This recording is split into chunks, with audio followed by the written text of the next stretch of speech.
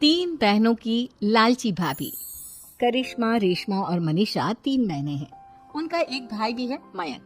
मयंक अपनी बहनों को बहुत प्यार करता है, लेकिन मयंक की पत्नी सविता इस मामले में मयंक से बिल्कुल ही अलग है।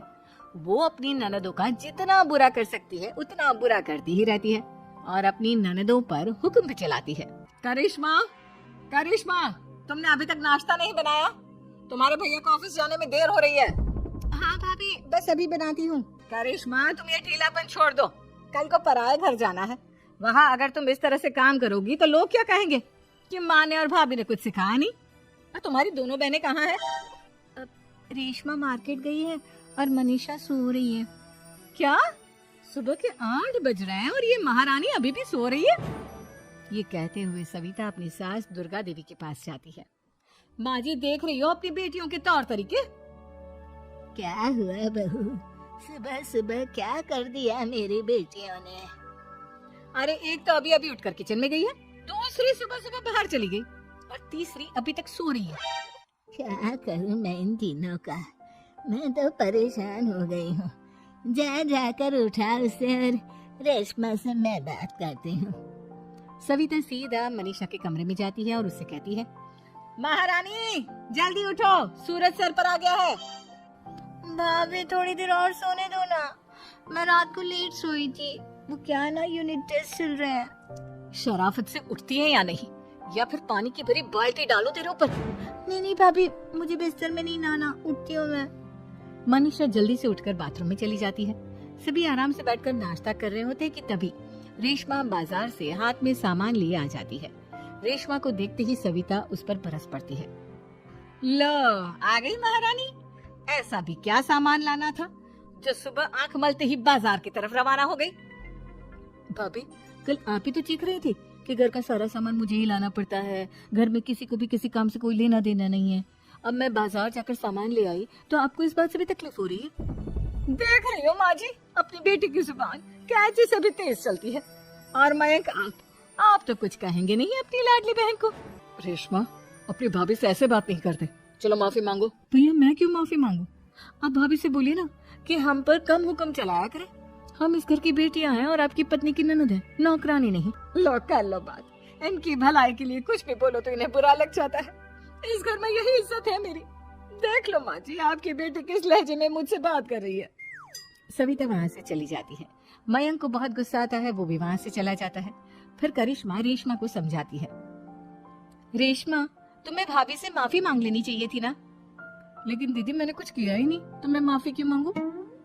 हाँ करिश्मा दीदी, रेशमा दीदी जैसी ही घर में आई भाभी ही उन पर चिल्ला रही थी। हाँ, मैं मानती हूँ कि गलती भाभी की थी। मैं तो इसलिए बोल रही हूँ कि भाभी ने माँ को तो पूरी तरह अपने वश में कर लिया है। वो हमारी बात सुनती ही नहीं। मयंक भैया हमारे लिए हमेशा खड़े रहते हैं, इसलिए उनकी बात का मान तो तुम्हें रखना चाहिए था ना।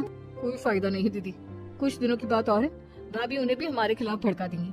फिर वो भी माँ की तरह हमारी किसी बात का विश्वास नहीं करेंगे। इसी तरह सविता अपनी तीनों ननदों को किसी न किसी बात पर परेशान करती रहती थी। एक दिन मयंक अपनी तीनों बहनों के लिए गिफ्ट लाया। क्या रेशमा, ये तुम्हारे लिए हार का सेट। रेशमा, तुम्हारे लिए सुंदर सी ड्रेस। और मनीषा, तुम्हें किताबें पसंद है ना, तुम्हारे लिए किताबें लाया हूँ। थैंक यू भैया। थैंक यू भैया। थैंक यू भैया। करिश्मा, तुम्हारा नेकलेस कितना सुंदर है, ये भैया कहाँ से ले आए होंगे? मैंने भैया को 3 दिन पहले फोन पर ये डिजाइन दिखाया था और आज भैया ये ले आए। सविता तो अपनी ननदों की गिफ्ट्स देखकर जल गई और करिश्मा का नेकलेस तो उसे भी बहुत पसंद आया था। अपनी बहनों के लिए कितना अच्छा नेकलेस लेकर आए हैं, मुझे कभी कोई गिफ्ट नहीं दिया। मैं आज ही ये हार चुरा लूंगी। रात में सविता करिश्मा का हार चुरा लेती है और इसी तरह उसे अपनी ननदों की जो भी चीज अच्छी लगती वो उसे मांगती नहीं, बल्कि रात के अंधेरे में चुरा लेती। इसी तरह दिन बीतते गए और सविता ने मयंक के दिल में भी उसकी बहनों के लिए नफरत पैदा कर दी। एक दिन मयंक ने करिश्मा और रेशमा के लिए रिश्ता देखा और ये बात उसने घर में सबको बताई। माँ, करिश्मा और रेशमा के लिए बहुत अच्छा रिश्ता आया है, वो लोग कल इन्हें देखने आ रहे हैं। आप और सविता मिलकर सारी तैयारी कर लेना। ये सुनकर करिश्मा और रेशमा खुश हो जाती हैं, लेकिन सविता सोचती है, अगर इन दोनों बहनों की शादी हो गई तो घर और बाहर का काम कौन करेगा? मनीषा तो एक नंबर की कामचोर है, उससे तो किसी बात की उम्मीद लगाना ही बेकार है। मुझे इस शादी को रोकना होगा। अगले दिन सभी लड़के वालों के स्वागत की तैयारी करने में लगे होते हैं। तभी मयंक अपनी बहनों से आकर कहता है, तैयार हो गई तुम दोनों? देखो दोनों लड़के बहुत अच्छे हैं, मैं कोई कसर नहीं छोड़ना चाहता, इसलिए तुम उनके सामने अच्छे से बिहेव करना और अपनी भाभी से लड़ने मत लग जाना।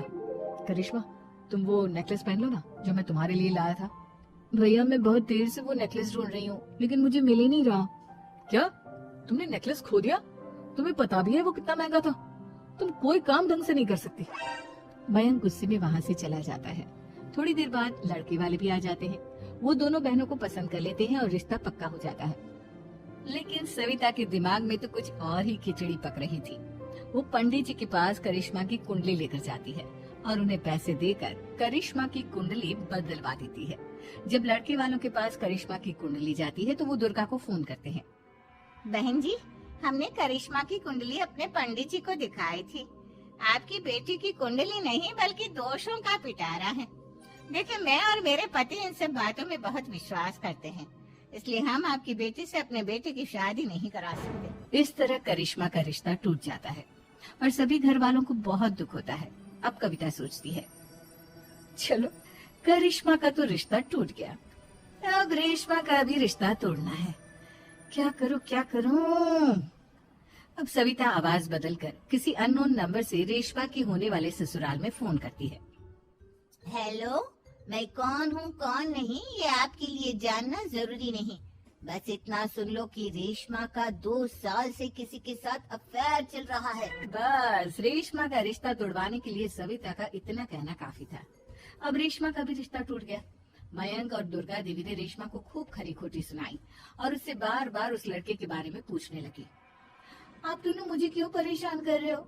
अरे कोई लड़का होगा मेरी लाइफ में तो मैं बताऊंगी ना, जब कोई है ही नहीं तो कहाँ से लाऊं मैं कोई लड़का?